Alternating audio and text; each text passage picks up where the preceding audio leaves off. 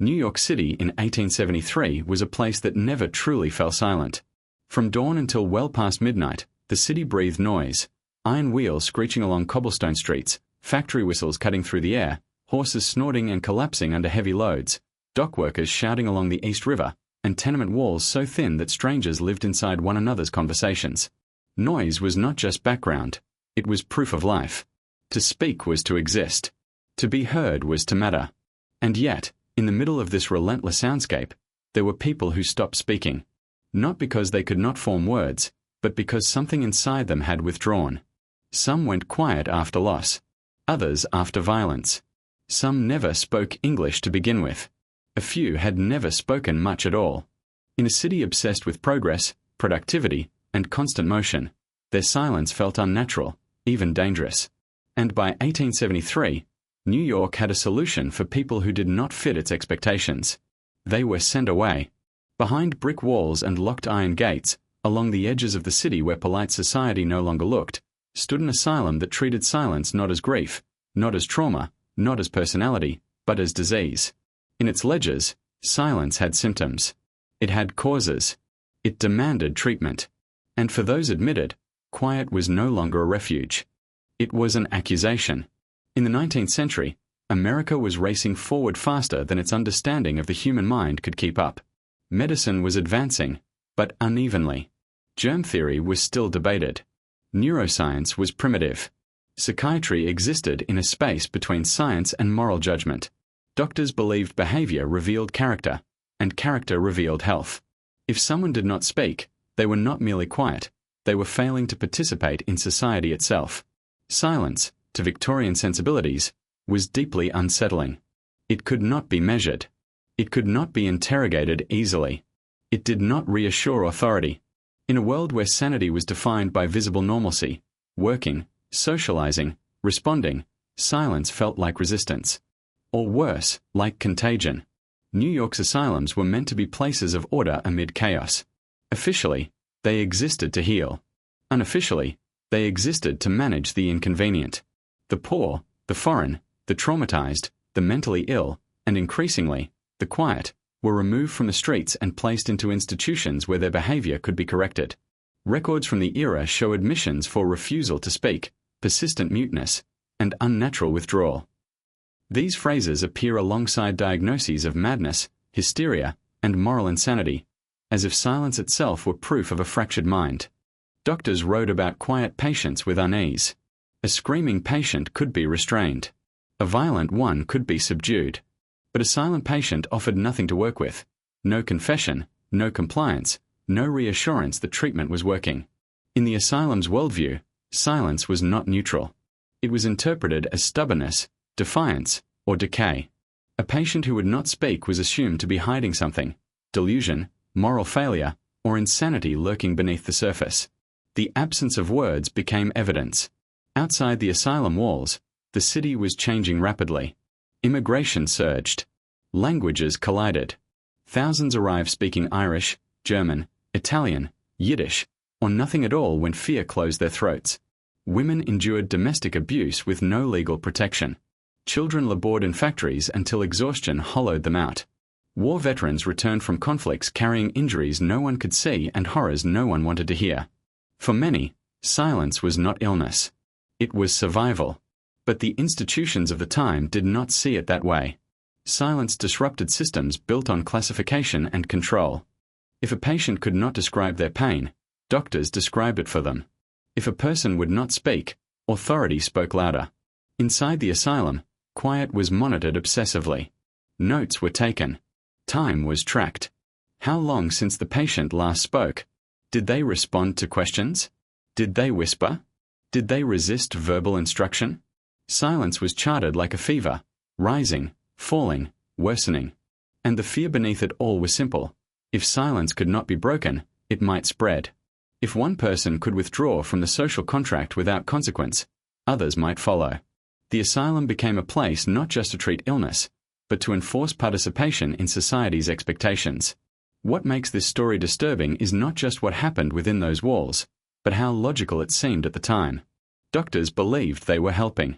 Administrators believed they were protecting the public. Families believed they were doing the responsible thing.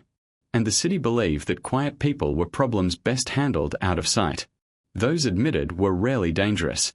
Many were simply overwhelmed, grief-stricken, displaced, exhausted by a world that demanded constant performance. Yet once labeled, they lost control over their own narrative. Silence stripped them of testimony. Without words, they could not defend themselves. In the records, their lives flatten into observations. Patient remains mute. No verbal response. Condition unchanged. What is missing is what silence actually meant to them: fear, pain, defiance, confusion, or peace shattered by confinement. By the time a patient entered the asylum, silence was no longer just an internal state. It became a battleground. And the institution was determined to win. This is not just the story of one asylum in 1873 New York. It is the story of how society reacts when it cannot understand behavior that refuses to explain itself. It is about a time when medicine mistook quiet for decay, and when not speaking was treated as something that had to be cured, no matter the cost. Because in a city that never slept, never stopped talking, never stopped demanding proof of usefulness, silence was not allowed to exist on its own terms. And for those who could not, or would not, speak, the punishment was institutionalized. To understand how silence could ever be considered a medical problem, it is necessary to step back into the mindset of the 19th century, a time when the boundaries between science, morality, and social order were dangerously blurred. In the 1870s, the human mind was still largely a mystery, and what little was known about mental illness was filtered through fear, religious belief, and rigid social expectations.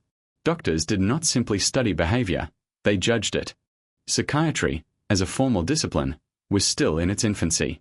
Many physicians working in asylums had little specialized training in mental health. Some were former general doctors. Others learned on the job, guided more by tradition than evidence. The brain could not yet be imaged.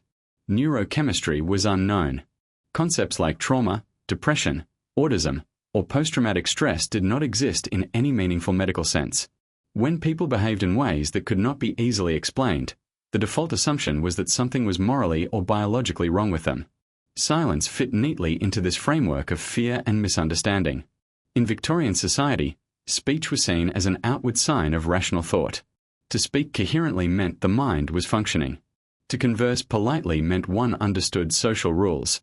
Silence, especially prolonged silence, disrupted these assumptions. It suggested an absence of reason, a refusal of social norms, or a dangerous inward turn of the mind. Medical texts of the era often described silence using loaded language. Patients were labeled obstinate, willfully mute, or unnaturally withdrawn. These were not neutral observations. They implied intention and moral failure. A patient who did not speak was not merely unwell, they were choosing not to cooperate. And in a medical culture that prized obedience and visible improvement, non-cooperation was intolerable. This attitude was reinforced by the broader social climate. The United States in the mid-19th century was undergoing massive transformation. Industrialization demanded efficiency. Urbanization demanded conformity. Immigrants flooded cities like New York, bringing unfamiliar languages, customs, and behaviors.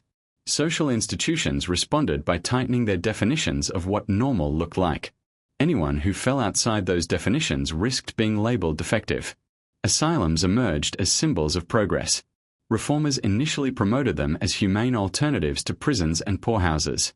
Instead of chains and dungeons, there would be structured routines, clean environments, and moral guidance. But the reality often fell short. Overcrowding, underfunding, and unchecked authority transformed many of these institutions into places of control rather than care. Within this system, silence was particularly threatening. A patient who screamed or hallucinated fit existing models of madness. Their behavior, though disturbing, was familiar. Silence, on the other hand, offered no clear explanation. It resisted diagnosis. It refused spectacle. And that made it dangerous. Doctors of the time believed that mental illness could worsen if left unaddressed. Silence was seen as a symptom that, if allowed to persist, would deepen into irreversible insanity. Medical journals warned that withdrawal from speech could lead to mental stagnation or degeneration of the faculties. The fear was not just that the patient was already ill, but that silence itself would cause the illness to progress. There was also a strong moral component to these beliefs. Victorian medicine often equated mental health with moral health. A disciplined mind was a healthy mind. A productive citizen was a sane one. Silence, especially in adults, was interpreted as idleness or defiance, a failure to perform one's role in society. Women who became quiet were labeled hysterical or melancholic. Men who withdrew were seen as weak, unstable, or unfit for labor. Religion further complicated these interpretations. Many physicians believed the soul and mind were closely linked. Silence could be viewed as spiritual corruption or resistance to moral correction. Some doctors spoke of patients who closed themselves off from divine reason, framing muteness as a kind of spiritual decay rather than a human response to suffering. The absence of standardized diagnostic criteria made matters worse. Terms like melancholia, mania, and insanity were used broadly and inconsistently. Silence could be folded into almost any category. A quiet patient could be melancholic if they appeared sad, catatonic if they were still, hysterical if they were female, or morally insane if they did not respond as expected. These labels justified institutionalization even when no clear pathology existed. Language barriers were especially dangerous in this context. Immigrants who could not speak English fluently were often assumed to be intellectually deficient or mentally unstable. A woman who could not explain herself to authorities might be marked as unresponsive. A child who refused to speak after trauma might be diagnosed as defective. Silence created vulnerability, and the system exploited it. Doctors also feared what they could not document. Medical authority depended on observation, measurement, and progress notes. Speech provided data. Silence provided none. A patient who spoke could be evaluated, corrected, and charted. A silent patient disrupted the process. Their condition could not be easily quantified, which made the doctor's role feel uncertain and diminished. In response, silence was reframed as pathology. By naming it, doctors could claim control over it. By treating it, they could reassert their authority. What began as uncertainty hardened into conviction. Silence was not a symptom of suffering, it was the disease itself. This belief aligned neatly with institutional needs. Asylums were overcrowded and under pressure to demonstrate effectiveness. Administrators wanted visible results. Speech was measurable. A patient who began talking could be labeled improved. One who remained silent could be blamed for their own lack of progress. The irony is that many of the people institutionalized for silence were reacting rationally to irrational circumstances. Trauma, grief, abuse, displacement, and exhaustion all have the power to shut down speech. But these realities had no place in 19th century medical models. It was easier to pathologize the individual than to confront the social conditions that broke them. By 1873, the fear of the unknown mind had crystallized into rigid doctrine. Silence was no longer seen as a pause, a boundary, or a language of its own. It was treated as a warning sign, a precursor to madness that demanded immediate intervention. And that intervention, delivered through institutions ill-equipped to understand what they were confronting, would leave lasting damage. This was the world that shaped the asylum's approach. A world where science had not yet learned humility, where authority feared ambiguity, and where the quiet mind was seen not as something to listen to, but something to be corrected at any cost.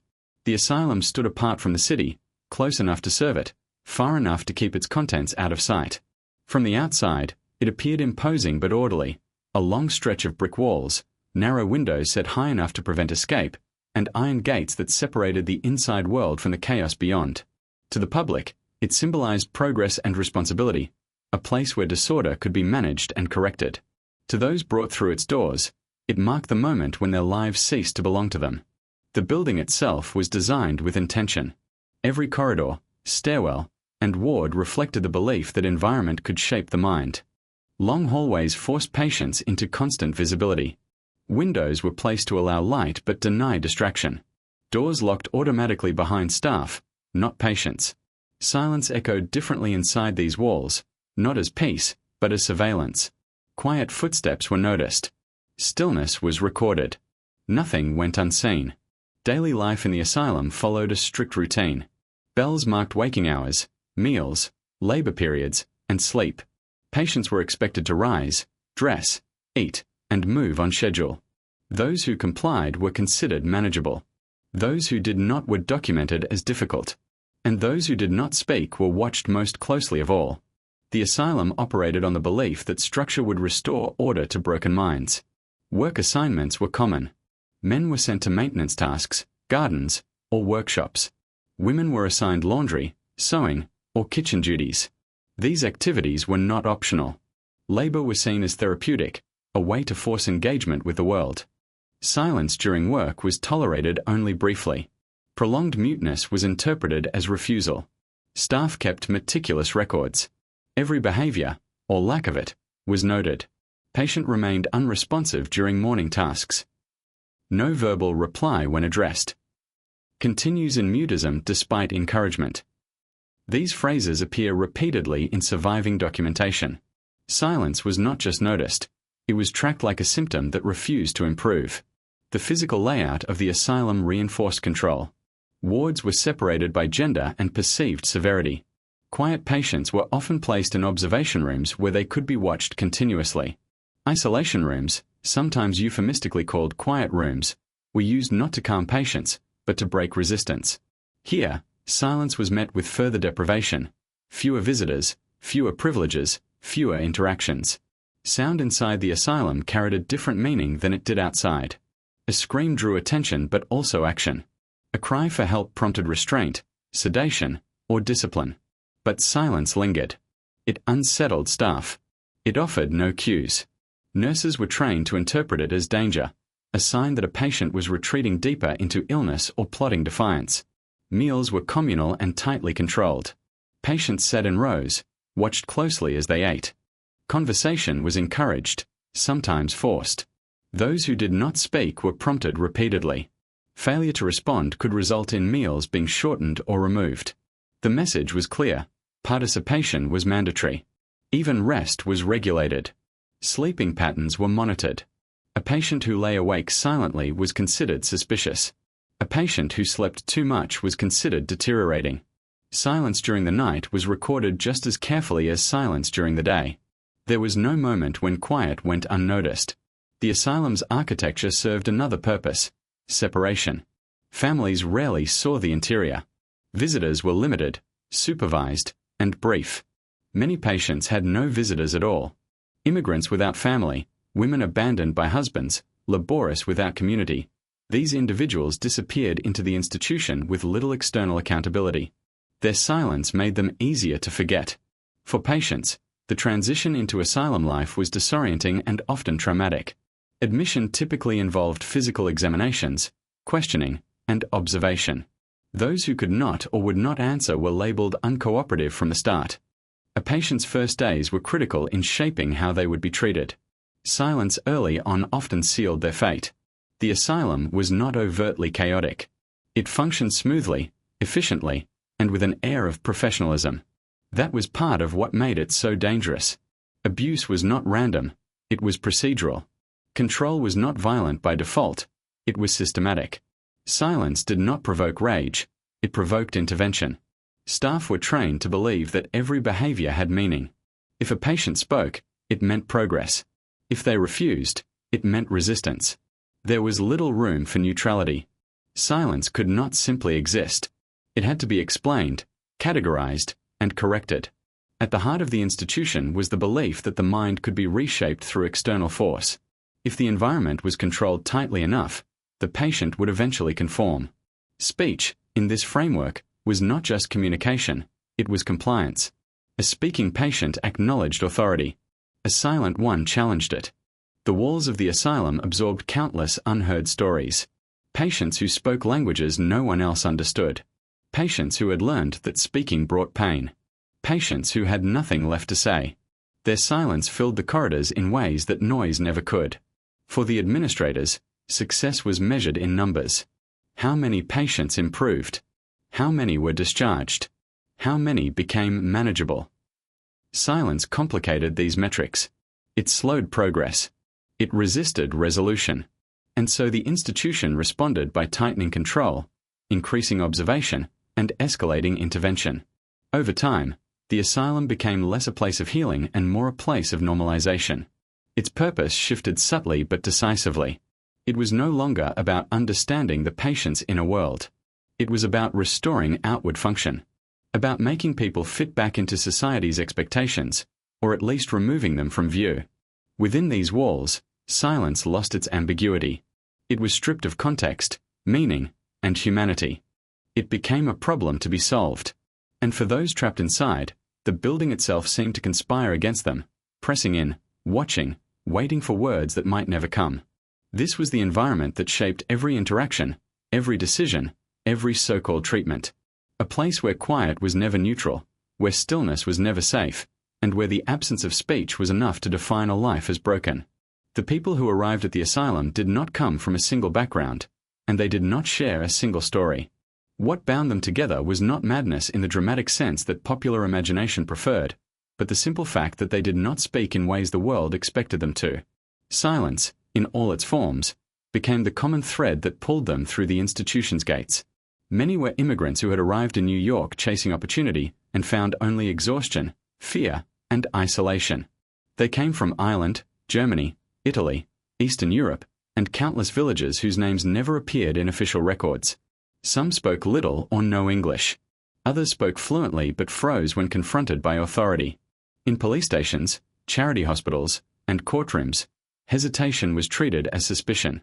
When they failed to answer questions quickly or clearly, silence was mistaken for mental deficiency.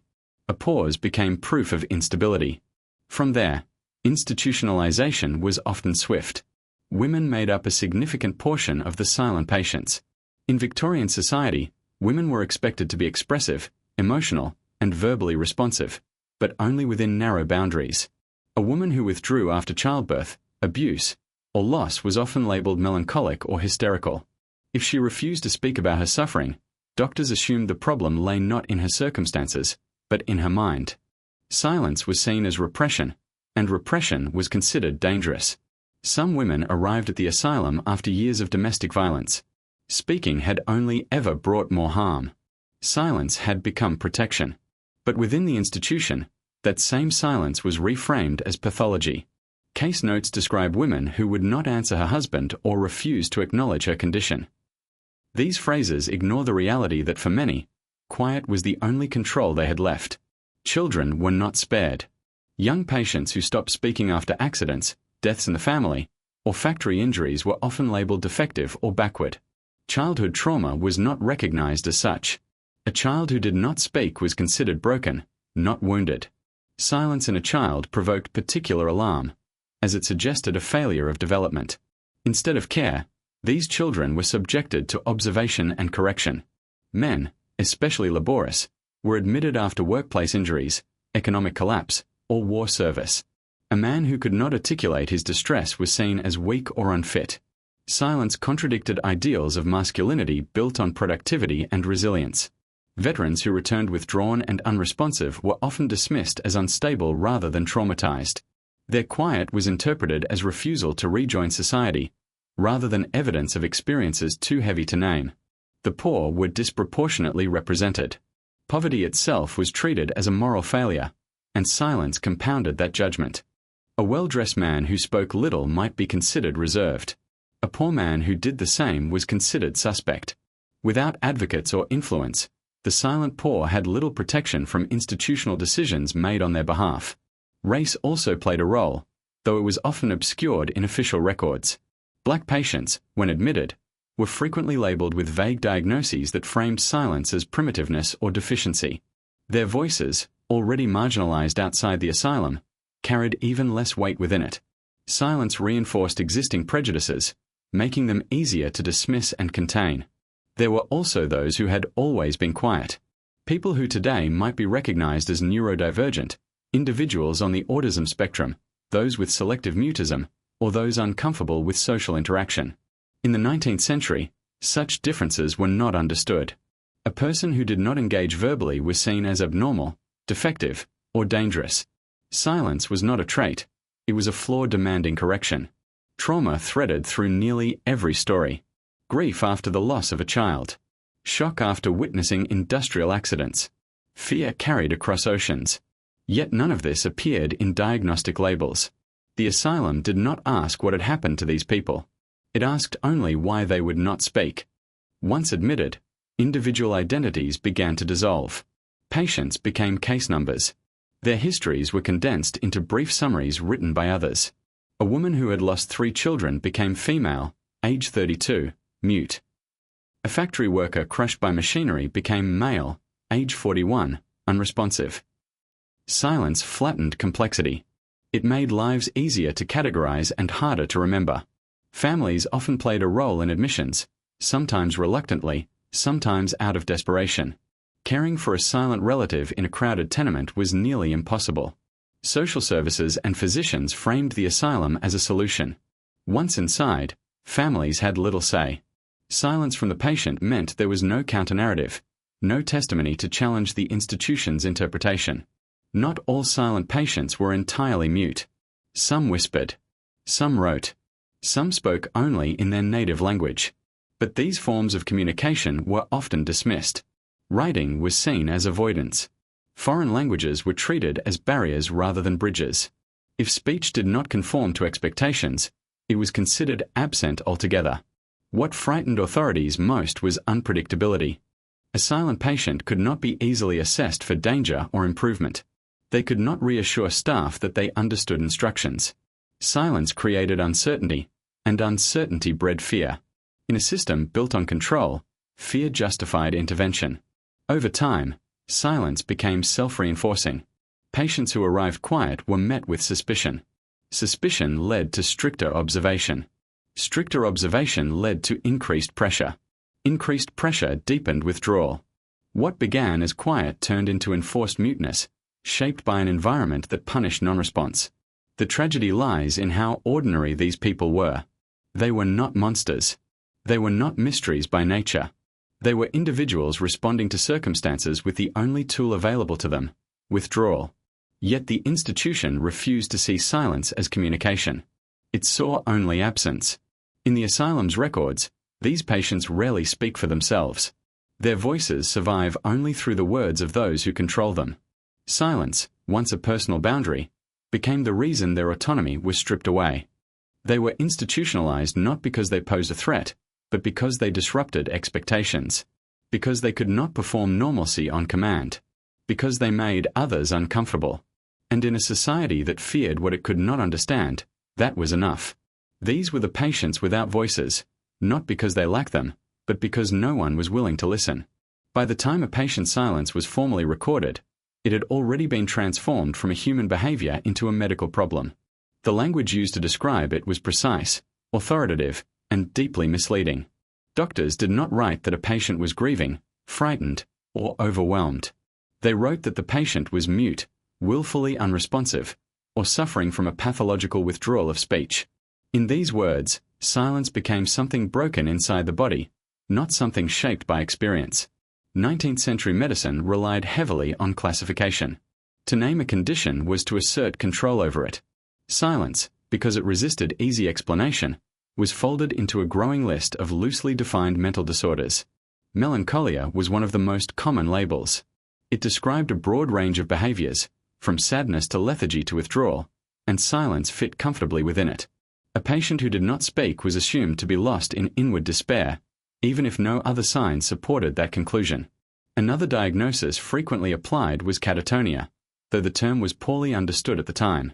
Any prolonged stillness, lack of speech, or minimal response could be interpreted as evidence that the mind had become frozen. Doctors believed that without intervention, this condition would lead to permanent mental deterioration. Silence was not just a symptom. It was seen as a warning sign of a mind slipping away. For women, silence was often attributed to hysteria, a diagnosis rooted in misogyny and misunderstanding. Hysteria was believed to originate in the body, particularly the reproductive system, and to manifest in emotional instability, irrationality, or withdrawal. A woman who refused to speak could be labeled hysterical regardless of her actual mental state.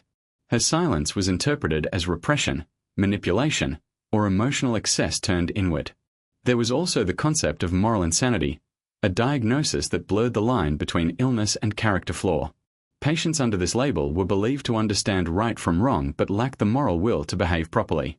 Silence, in this context, was framed as defiance. A patient was not unable to speak, they were choosing not to.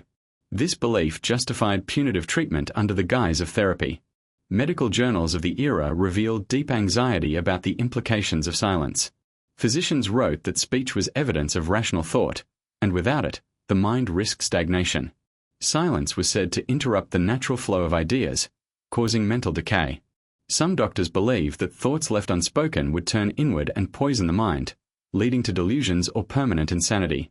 This fear was compounded by the lack of observable data. Doctors depended on patient responses to assess progress. Speech allowed them to ask questions, evaluate coherence, and measure improvement. Silence offered none of this. It rendered the patient opaque. In response, physicians constructed theories that framed silence itself as the problem, rather than a limitation of their methods. Silence was also medicalized as a physical condition. Some doctors speculated that muteness resulted from poor blood flow to the brain, nerve damage, or degeneration of the vocal apparatus. These theories were rarely tested. Instead, they served to legitimize invasive and often harmful interventions. If silence was caused by physical dysfunction, then aggressive treatment could be justified. The pseudoscience extended into phrenology and early neurological speculation. Some practitioners believed that certain regions of the brain controlled speech and that inactivity in these areas could be detected through skull shape or behavior. Silence was interpreted as evidence that these regions were underdeveloped or damaged. Again, the patient's inner experience was irrelevant. What mattered was the outward failure to perform speech. Language barriers were rarely acknowledged as such. An immigrant who did not respond in English was often diagnosed as mentally deficient or mute. The possibility that the patient did not understand the questions was dismissed. Silence became proof of incapacity rather than a failure of communication. Medical authority replaced curiosity. Doctors also believed that silence could spread. There was a fear of behavioral contagion within asylums. If one patient remained mute, others might imitate the behavior. Silence was seen as disruptive to institutional order, undermining routines built on instruction and response. This belief further reinforced the idea that silence had to be eliminated quickly and decisively. The medicalization of silence served institutional needs.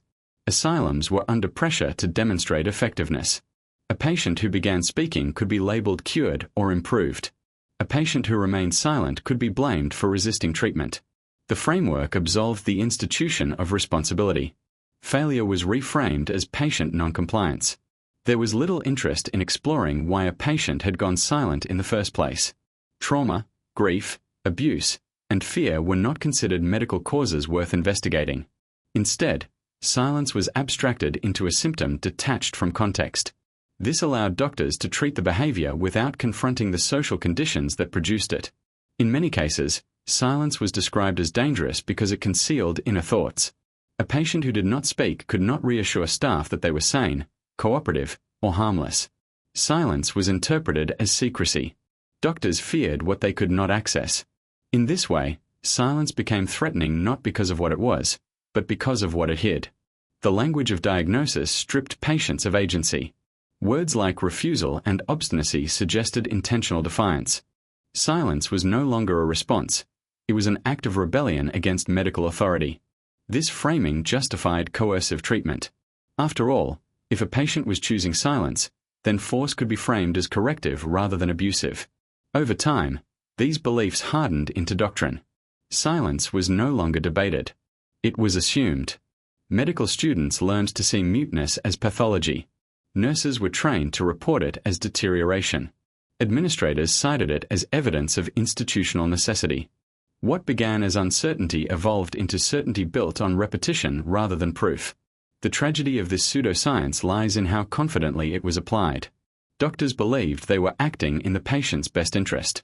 They trusted their classifications, their theories, and their authority. But without understanding the mind, without listening to the person behind the behavior, medicine became an instrument of harm. Silence, once a deeply human response to suffering, was transformed into a clinical enemy. It was dissected, labeled, and targeted without compassion. And in the name of science, countless individuals were subjected to interventions designed not to understand them, but to erase the quiet that made others uncomfortable. This was the intellectual framework that governed the asylum's approach, a system that mistook absence for illness, resistance for pathology, and quiet for decay.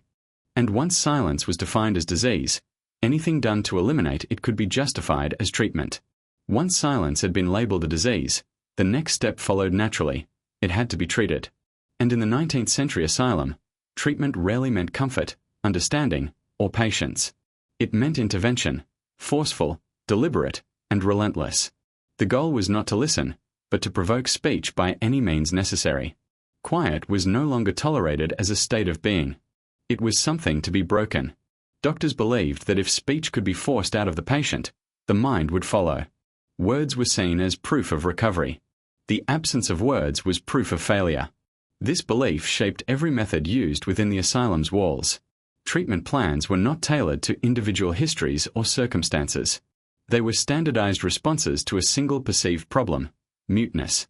One of the most common approaches was what physicians referred to as verbal stimulation. In practice, this meant relentless questioning. Patients were spoken to repeatedly, often loudly, sometimes by multiple staff members at once. Questions were simple at first: names, dates, basic facts, and grew more intrusive when answers did not come. Silence was met not with patience, but with escalation.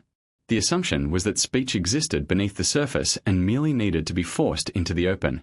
When questioning failed, deprivation followed. Silent patients were often denied privileges granted to others. Meals could be shortened or skipped. Recreation time was removed. Visits were restricted. The logic was cruelly simple. Comfort would not be returned until speech appeared. Silence became transactional. Speak, and life improves. Remain quiet, and it worsens. Isolation was another favored tool. Patients who did not respond verbally were placed in solitary rooms, sometimes for days or weeks. These spaces were bare, cold, and quiet in a way that felt oppressive rather than calming. Doctors believed isolation would force patients inward, confronting their own silence until they broke it themselves. In reality, it often deepened withdrawal, fear, and dissociation. Hydrotherapy was widely used and deeply feared. Cold baths were prescribed for patients deemed unresponsive or resistant. The shock of icy water was believed to stimulate the nervous system and jolt the mind back into activity. Silent patients were submerged repeatedly, sometimes without warning, until their bodies shook uncontrollably. If a patient screamed or cried out, it was recorded as progress. Speech produced by terror still counted as speech. Mechanical restraints were justified as therapeutic tools. Straitjackets, wrist cuffs, and restraining chairs were used to limit movement and enforce compliance. Silence while restrained was interpreted as stubbornness. Any vocalization, pleading, crying, even incoherent noise, was treated as improvement. The goal was not meaningful communication, but sound. Doctors also employed sensory overload. Bright lights, loud noises, and forced proximity to other patients were used to overwhelm those who remained withdrawn. The belief was that silence resulted from internal fixation, and that flooding the senses would disrupt it. For patients already traumatized or overstimulated, these methods only intensified distress. Public shaming was another technique. Silent patients were sometimes brought into communal areas and addressed loudly in front of others. They were singled out, corrected, and pressured to respond. If they did not, their silence was framed as defiance in front of the group. This served a dual purpose: punishing the individual and warning others against similar behavior. Dietary control was also used as treatment. Certain foods were believed to stimulate or suppress the nervous system.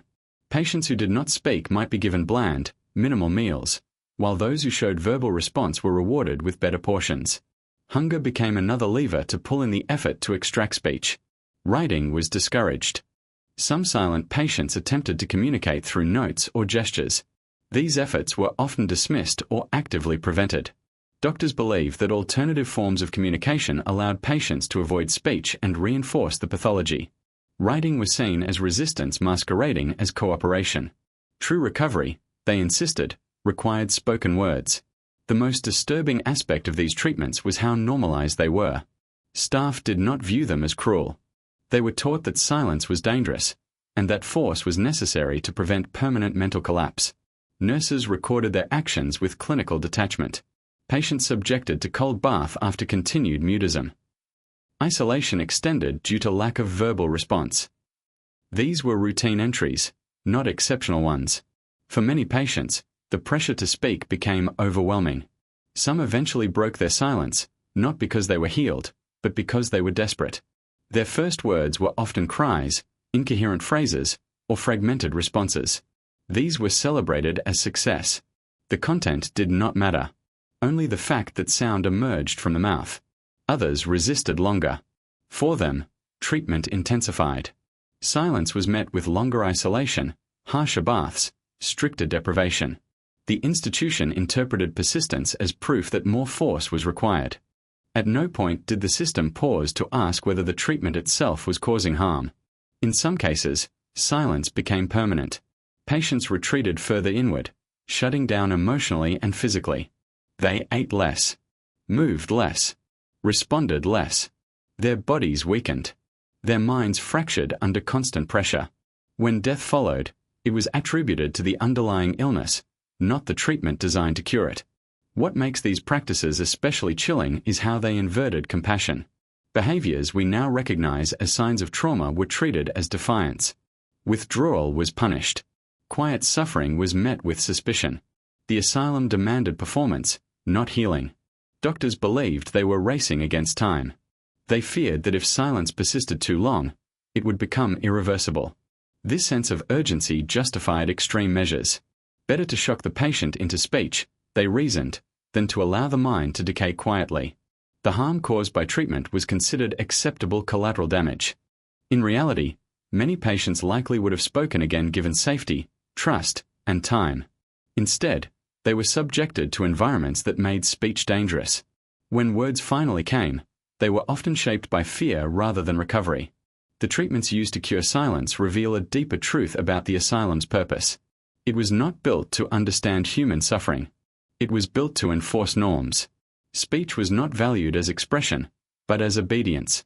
Silence threatened that order, and so it had to be eliminated. Within those walls, quiet was never allowed to exist as a language of pain, boundary, or survival. It was treated as an enemy. And in the war against silence, the institution used every weapon it had, regardless of the cost to the people it claimed to heal. The people who enforced these treatments were not monsters in the way history sometimes prefers to imagine them. They were doctors, nurses, attendants, and administrators shaped by their time, trained within a system that rewarded authority and certainty over doubt and empathy. To understand how silence was so thoroughly misunderstood, it is necessary to examine the people who believed, often sincerely, that they were saving lives. Physicians working in 19th century asylums occupied a strange position in society. They were considered educated professionals, yet their field lacked the scientific rigor enjoyed by other branches of medicine. This insecurity bred defensiveness. Authority had to be asserted. Confidence had to be projected. Admitting uncertainty about a patient's condition risked undermining the entire institution. Speech gave doctors something to work with. A patient who answered questions, even incoherently, allowed the physician to demonstrate expertise. Diagnosis depended on observable behavior. Treatment depended on response. Silence removed the doctor from the center of the interaction. It shifted power away from the expert and onto the patient, who offered nothing to interpret. This imbalance was deeply uncomfortable. As a result, silence was framed not as a limitation of medical understanding, but as a challenge to it. Doctors wrote about mute patients as frustrating, obstinate, and difficult. Their language reveals irritation more than concern. Silence slowed rounds, complicated reports, and resisted tidy conclusions. It forced doctors to confront the limits of their knowledge, something the culture of medicine did not encourage. Nurses and attendants, who spent far more time with patients, were trained to reinforce the same beliefs. Many came from working-class backgrounds and were taught to follow orders without question. Their authority over patients was absolute within the asylum's walls. A silent patient tested that authority simply by refusing to respond. Daily interactions were shaped by power. A nurse issued an instruction. A patient was expected to comply verbally. Failure to respond was interpreted as defiance. Over time, this dynamic hardened. Silence became associated with insubordination. Nurses were encouraged to report it as a behavioral issue rather than a sign of distress. Administrators played a crucial role in maintaining this culture. They were responsible for funding, public perception, and political oversight. Asylums had to appear effective to justify their existence. Patients who remained silent for long periods undermined that narrative. They represented stagnation rather than progress. Pressure flowed downward. Doctors were expected to produce results. Nurses were expected to enforce compliance. Institutional pride also shaped behavior. Many asylum leaders believed deeply in the moral superiority of their methods. They saw themselves as reformers, rescuing the mentally ill from neglect and chaos. Criticism was interpreted as ignorance or hostility. Within this mindset, questioning treatment protocols was equated with undermining humanitarian progress. There was also fear. Silent patients were unpredictable. Staff could not assess their thoughts, intentions, or emotional state. In an era obsessed with control, unpredictability equaled danger. Silence made it impossible to reassure staff that a patient was harmless or improving. In response, authority tightened. Some staff genuinely believed silence was cruel to allow. They viewed it as a prison of the mind. Forcing speech, in their view, was an act of mercy. They imagined patients trapped inside themselves, waiting to be freed by intervention. This belief allowed them to rationalize harsh methods as compassionate necessity. Others were less idealistic. Asylums were exhausting places to work. Overcrowding, long hours, and emotional strain eroded empathy. Silent patients demanded more attention while offering no feedback. Frustration accumulated. Detachment became a survival mechanism. Silence stopped being human and became a task to be managed. Professional advancement also played a role. Doctors published papers, presented case studies, and built reputations based on successful treatments. A silent patient who began speaking could be showcased as evidence of expertise. One who did not could be quietly blamed or forgotten. The system rewarded visible change, not careful understanding. Hierarchy discouraged dissent. Junior staff were unlikely to challenge senior physicians. Nurses were unlikely to question doctors. Even when individual caregivers sensed that a patient's silence was rooted in fear or trauma, there was little room to act on that insight. Institutional protocols overruled personal judgment. The language used within the asylum reinforced dehumanization. Patients were referred to by diagnoses rather than names. Silence became an attribute, not a state.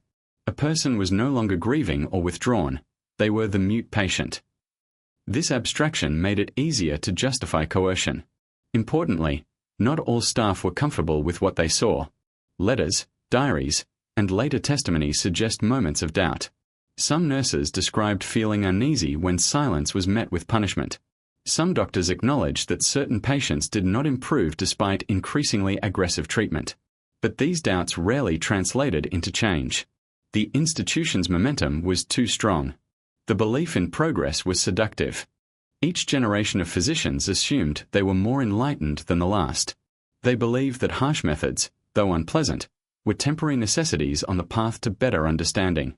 This allowed them to tolerate cruelty without confronting its consequences. Silence also exposed a deeper anxiety within the medical profession, the fear of irrelevance.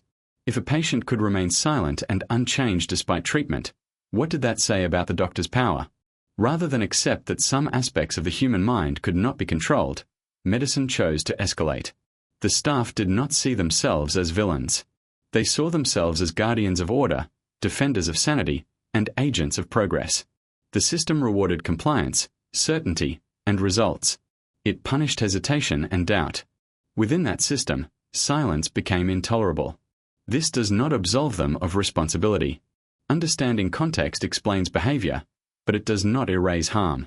The tragedy lies in how ordinary these people were, how easily good intentions, professional pride, and fear combined to produce suffering. The asylum was not sustained by cruelty alone. It was sustained by belief. Belief in authority. Belief in classification. Belief that silence was an enemy to be conquered. And as long as the people in power believed they were saving lives, they could ignore the quiet evidence that their methods were destroying them instead. For many patients, the longer they remained inside the asylum, the more silence ceased to be a symptom and became a sentence. What began as quiet withdrawal hardened into something permanent, shaped not by the mind alone but by the environment pressing in on it day after day. The institution recorded this progression clinically, but the human cost was immense and often fatal. As weeks turned into months, silent patients were increasingly described as unchanged or unimproved. These words carried weight. They justified continued confinement. They rationalized harsher treatment. A patient who did not speak after repeated interventions was no longer seen as temporarily ill, but as chronically defective. Hope quietly drained out of the record books, replaced by resignation. Physical deterioration often followed. Patients subjected to isolation and deprivation ate less, slept poorly, and moved infrequently. Muscle wasting was common. Immobility led to sores, infections, and weakness. Silent patients, especially those who withdrew completely, were less likely to complain of pain or illness. Their suffering went unnoticed until it became impossible to ignore. Medical care was reactive rather than preventative. Doctors responded to visible crises, not gradual decline. A patient who collapsed would be examined. One who slowly wasted away might not. Silence concealed symptoms. Without verbal complaint, pain was assumed to be absent. Illness progressed unchecked. Mental deterioration was frequently noted but rarely understood. Some patients entered the asylum withdrawn but coherent. Over time, under constant pressure and punishment, their inner worlds fractured. Confusion deepened. Attention narrowed. Emotional expression flattened. What the institution interpreted as worsening disease was often the result of prolonged trauma inflicted by the very system meant to heal. In death records, causes were vague. Exhaustion. Melancholia. Debility. These terms obscured more than they revealed. They shifted blame onto the patient's supposed illness rather than the conditions of confinement. Silence followed them even into death, masking responsibility. Burials were often anonymous or minimally marked. Families were not always notified promptly, if at all. Immigrants without relatives in the city vanished entirely from public memory. Their names survived only in ledgers, if they survived at all. Silence, which had defined their institutional lives, now defined their erasure. Some patients did not die but were transferred elsewhere. Those deemed incurable were sometimes moved to chronic wards or different institutions, further from the city, further from scrutiny. Transfers were recorded as administrative necessities, not personal tragedies. Silence made relocation easy. A patient who could not protest could be moved without resistance. There were cases of apparent improvement that masked deeper damage. Patients who eventually spoke often did so in ways shaped by fear. Their words were cautious, minimal, and designed to satisfy expectations. Doctors recorded these moments as breakthroughs. Discharges followed. But outside the asylum, many struggled to function. The forced return to speech had not healed the underlying wounds. It had merely taught compliance. Others learned that silence was dangerous inside but safer nowhere. They oscillated between withdrawal and forced engagement, never fully secure. The asylum had reshaped their relationship with the world. Speech became associated with surveillance. Silence became associated with punishment. There was no neutral ground left. The institution's records rarely followed patients after discharge. Success was defined narrowly: speech restored, behavior normalized, patient removed from care. Long-term outcomes were not the asylum's concern. What mattered was that silence had been eliminated within its walls. For those who never spoke again, the asylum became a permanent horizon. Years passed. Staff changed. Policies evolved slightly. But the patient remained, a quiet presence documented in increasingly sparse notes. Conditions stable.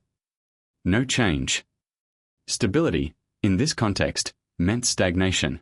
The longer a patient remained silent, the less attention they received. New cases demanded focus. Those who had already failed to improve faded into the background. Neglect compounded suffering. Silence became invisibility. There were moments when silence itself was interpreted as peace. Doctors sometimes wrote that a patient was calm or tranquil, even as they sat motionless for hours. Withdrawal was mistaken for contentment. The absence of disruption was equated with wellness. The line between sedation and serenity blurred. The asylum's internal logic made it difficult to recognize its own failures. If a patient deteriorated, the illness was blamed. If a patient died, the disease was blamed. If a patient disappeared into chronic confinement, inevitability was blamed. The institution was never the cause. Silence helped sustain this illusion. Without testimony, there was no contradiction. Occasionally, death sparked brief concern. Inspectors noted high mortality rates. Journalists hinted at neglect. But individual stories were hard to recover. The patients who had suffered most were the least able to describe what had happened to them. Their silence protected the system that harmed them. What is most chilling is how predictable these outcomes were. The asylum created the conditions it later cited as evidence of incurable illness. Isolation produced withdrawal. Deprivation produced weakness. Fear produced muteness. And each consequence was interpreted as confirmation of the original diagnosis. Silence became a closed loop. It justified admission. It justified treatment. It justified continued confinement. And when it ended in death or disappearance, it justified forgetting. The institution did not see these endings as tragedies. They were outcomes. Data points. Necessary losses in the pursuit of order and progress. The language of medicine stripped them of emotional weight. Words like expiration and removal replaced human finality. For the patients, there was no narrative closure. No acknowledgement of what had been endured. Their lives inside the asylum dissolved into routine and repetition, marked only by the passing of time and the deepening of quiet. In the end, silence outlasted everything else. It survived the treatments meant to destroy it. It lingered after voices failed. It settled into the records, the graves, the empty wards. The asylum treated silence as a disease, but it was the institution itself that proved unable to live with quiet humanity. What remained were absences, people who entered the system because they did not speak, and left it having been stripped of everything else that might have spoken for them. Not everyone accepted the authority of the asylum unquestioningly. Beyond its walls, a growing number of journalists, reformers, and even some medical professionals began to notice patterns of abuse, neglect, and mismanagement. Their attention, initially sporadic and cautious, gradually exposed cracks in a system long considered untouchable. Silence, once treated as an internal problem, became a lens through which the failures of institutional authority could be examined. Investigative journalists were among the first to observe the disconnect between the asylum's claims and the lived experiences of its patients. Articles published in newspapers of the 1870s described overcrowding, poor sanitation, and excessive use of restraints. They reported stories of patients confined for months or years without clear diagnosis, subjected to harsh treatments, and often without access to family visits. While many accounts focused on dramatic cases of physical abuse or violent episodes, they also noted the subtler horrors, those who had done nothing wrong beyond withdrawing into themselves. Reformers, inspired by broader humanitarian movements of the 19th century, began advocating for greater oversight and accountability. Organizations concerned with the welfare of the mentally ill argued that asylums should prioritize observation, empathy, and treatment rather than punishment. They called for standardized reporting, inspections, and transparent admission procedures. Some reformers specifically criticized the treatment of silent patients, noting that withdrawal was often a response to trauma, fear, or displacement rather than a disease in itself. Within the medical community, dissenting voices emerged as well. Certain physicians questioned the efficacy of coercive methods. They argued that isolation, restraint, and deprivation did more harm than good and that silence might represent a patient's coping mechanism rather than defiance. These criticisms were often marginalized, dismissed as overly sentimental, or framed as impractical in the context of overcrowded institutions. Yet their presence marked the beginnings of a conversation that would, decades later, reshape psychiatric practice. The public, when exposed to these criticisms, responded with a mix of horror, fascination, and skepticism. The notion that silence could be treated as illness seemed absurd to some, scandalous to others. Editorials and letters to newspapers debated whether the asylum was a place of healing or a repository for the inconvenient, the poor, and the socially marginal. Families, too, began to question the fate of loved ones. Parents and spouses, often kept at a distance from the institutional process, found themselves reliant on reports that minimized suffering and maximized compliance. When they began to speak out, the credibility of the asylum was challenged. Whistleblowers within the system played a crucial role. Nurses and attendants who observed the effects of forced speech, isolation, and punishment sometimes risked their positions to report abuses. Their testimonies described patients who had entered lucid and responsive but emerged withdrawn, broken, or permanently silent.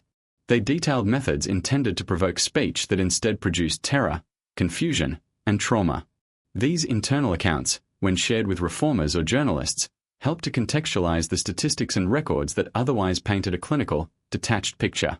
Even with mounting evidence, reform was slow. Asylum administrators defended their methods rigorously. They argued that silence represented incipient insanity, that harsh treatments were necessary to prevent degeneration, and that any deaths or deterioration were the natural consequence of disease, not intervention. These defenses relied on the medical authority of the time, exploiting the trust society placed in doctors to validate coercive practices. However, the persistence of external scrutiny began to erode unquestioned authority. Reports highlighted systemic problems, inconsistent diagnoses, treatments that punished rather than healed, and a pattern of poor outcomes for those who entered silent. Comparisons with European asylums, some of which were experimenting with more humane methods, further undermined confidence in New York institutions. Silence, once a clinical curiosity, had become a symbol of institutional failure. The way the asylum's most vulnerable patients revealed the limits of contemporary psychiatric understanding. Legislators eventually took notice. State and city oversight committees began investigating conditions. They called for detailed admission records, audits of treatment methods, and interviews with discharged patients.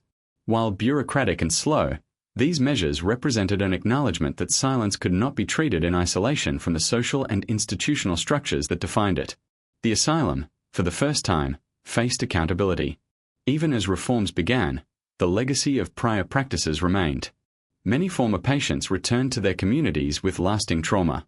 Some spoke of their experiences for the first time, offering narratives that contradicted official records.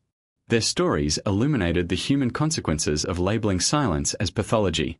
They described fear, coercion, and the erosion of autonomy. They described the ways in which survival required learning to comply, to mimic speech, or to hide entirely within themselves. The exposure of these abuses also influenced broader medical discourse. Silence, withdrawal, and mutism began to be understood not merely as inherent defects, but as symptoms of environmental, social, or psychological stress. The notion that non-speaking individuals could be rational, traumatized, or responding to circumstances beyond their control gained traction. Slowly, the rigid dogma that had justified coercion began to fracture. Yet silence remained a difficult element to reconcile. For reformers, journalists, and physicians alike, it challenged observation, measurement, and authority. It demanded empathy over expedience. It refused to be quantified. And in a system built on compliance, visibility, and authority, this refusal was revolutionary. By documenting patterns, publishing critiques, and pressuring officials, these outsiders forced the asylum to confront the limits of its own knowledge. The very patients who had been marginalized, whose voices were absent or ignored, became catalysts for change. Their silence spoke volumes, revealing both the failings of contemporary medicine and the broader societal impulse to control those who do not conform. In this way, the asylum's treatment of silent patients contributed to a broader conversation about mental health, ethics, and social responsibility. It demonstrated that coercion, no matter how justified in theory, could have devastating consequences. It exposed the dangers of interpreting human behavior through rigid frameworks divorced from context, trauma, and compassion. And it revealed that oversight, transparency, and accountability were not optional but necessary in any system claiming to care for vulnerable lives. Over time, the pressure from journalists, reformers, and whistleblowers laid the groundwork for meaningful changes in asylum practice. New approaches emphasized observation over punishment, empathy over control, and understanding over classification. Patients who once would have been locked away for silence began to receive care that recognized their humanity. The conversation about silence shifted from pathology to possibility, from disease to survival strategy. The cracks exposed by these critics ensured that silence could no longer be dismissed as mere defiance or weakness. It became a lens through which the public and the medical establishment could confront the limitations of their assumptions. And in doing so, it highlighted the moral and practical consequences of treating human behavior as a problem to be eradicated rather than a signal to be understood. ChatGPT can today, looking back at the asylum that once treated silence as a disease, it is clear that many of its patients were never sick in the ways doctors believed. Modern psychiatry and neuroscience provide insights that illuminate what 19th-century physicians could not comprehend, revealing that silence was rarely a symptom of inherent pathology but often a response to trauma, environment, and unrecognized conditions. What was once treated as defiance or degeneration is now understood as an adaptive, sometimes protective, form of human behavior. Selective mutism is one condition that reframes our understanding of these patients. Today, psychologists recognize that some individuals, often children, experience extreme anxiety that prevents them from speaking in certain contexts, even though they can speak comfortably in safe or familiar environments. In the 19th century, such patients were labeled stubborn, backward, or insane. They were admitted to asylums because their silence was seen as a deliberate refusal to communicate. In reality, these individuals were not refusing, they were trapped in fear. The institutional methods, isolation, coercion, and punishment, would have only intensified their anxiety, creating a feedback loop of withdrawal and distress. Trauma provides another explanation for silence. Many patients admitted for muteness had endured experiences that would silence anyone: abuse, domestic violence, the sudden loss of a loved one, or exposure to industrial accidents. Trauma responses vary, and withdrawal is a common survival mechanism. Today, clinicians understand that forcing a traumatized person to speak before they are ready can re-traumatize them. In the asylum, this principle was completely inverted. Silence was interpreted as illness to be corrected, rather than as a signal of unresolved suffering. Neurological conditions also played a role. Stroke, brain injury, and certain forms of epilepsy can impair speech or create temporary muteness. These conditions were virtually invisible to 19th century physicians. The absence of advanced diagnostic tools meant that many neurological causes of silence were misinterpreted as mental or moral failings. Patients who had suffered brain trauma, whether from accidents or disease, were often caught in a system that punished their inability to comply with expected social norms. Post-traumatic stress disorder, though not formally recognized in the 19th century, likely explains the behavior of many silent patients. Soldiers returning from wars, individuals who survived disasters, and victims of violent crime often displayed withdrawal, hypervigilance, and muteness, symptoms now associated with PTSD. At the time, these behaviors were viewed as moral weakness or mental deficiency. The asylum's interventions did not provide therapy, they imposed control, mistaking survival strategies for disease.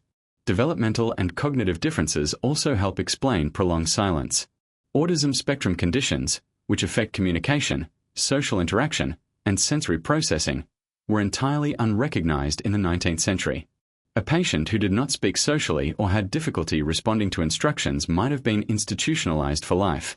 Modern psychology emphasizes accommodation and understanding, recognizing that mutism in these cases is not pathological but a natural variation of human behavior. The contrast between modern understanding and 19th century practice highlights how deeply institutional culture shaped perception. The asylum interpreted silence as pathology because it threatened authority and disrupted routine. Today, we see that silence can be functional, adaptive, or protective, a coping mechanism in a world that the individual cannot control. What was once seen as defiance or moral failing was often resilience misread as weakness. Modern neuroscience also sheds light on why forced interventions failed. Stress, fear, and trauma alter brain chemistry, activating pathways that inhibit speech and social engagement. When patients were repeatedly exposed to isolation, punishment, and coercion, their neurological responses reinforced withdrawal rather than reversing it. The asylum's methods, grounded in moralistic and pseudoscientific beliefs, ignored these biological realities. By attempting to impose speech without addressing underlying causes, they perpetuated suffering. Ethics and empathy, as understood today, further distinguish contemporary practice from 19th century methods. Current mental health care prioritizes informed consent, patient autonomy, and trauma-informed treatment. A patient who refuses or is unable to speak is approached with patience, safety, and understanding, not coercion. In this framework, silence is recognized as communication in itself, a signal that the person needs a different kind of engagement. The asylum, by contrast, saw silence as an obstacle, a problem to be solved by control rather than care. The modern lens also reveals the long-term impact of the asylum's practices. Forced speech, sensory overload, and isolation were not neutral interventions. They caused lasting trauma, disrupted development, and in many cases contributed to permanent disability or deterioration. Today, mental health professionals acknowledge that treatment can harm when it ignores context, safety, and individual capacity. What the 19th century system labeled improvement was often a superficial compliance, not recovery. Silence, once pathologized, is now appreciated for its complexity. In clinical practice, mutism may reflect trauma, neurodivergence, cultural differences, or anxiety. It is studied carefully, assessed holistically, and treated with a combination of therapy, support, and environmental modification. Speech is encouraged through trust, consistency, and safety, not coercion or punishment. The patient's autonomy is central, a stark contrast to the 19th century model, where authority dictated every interaction. Reflecting on the asylum from today's perspective emphasizes the consequences of misinterpretation. It shows how labeling behavior without understanding context can justify systemic harm. It reveals the dangers of conflating compliance with wellness and resistance with pathology. Most of all, it highlights the human cost of a system that mistook silence for disease and imposed interventions without empathy or insight. The lessons extend beyond history. They remind us that human behavior cannot be understood in isolation from environment, trauma, culture, or biology. They caution against simplistic interpretations of difference. And they underscore the importance of listening, truly listening, to those whose experiences do not conform to expectation. The asylum, once celebrated as progressive, is now understood as a cautionary tale. Its treatment of silence was a reflection of broader societal fears, medical limitations, and institutional priorities, rather than a rational response to mental illness. Modern medicine teaches that the patient's experience must be central, that silence can be meaningful, and that coercion often causes more harm than healing. In this light, the story of the asylum becomes a story of misunderstanding. Patients who were once labeled as defective or defiant are now recognized as humans responding to trauma, anxiety, and neurological difference. Silence, far from being a disease, was often the clearest signal that these individuals were in danger, not from their own minds, but from a society and a medical system that could not hear them. It reminds us, above all, that the measure of care is not the ability to impose compliance, but the ability to respect the boundaries, needs, and realities of the human mind. The quiet patients of 1873 New York, once silenced by the authority around them, now speak through the lessons their suffering leaves behind.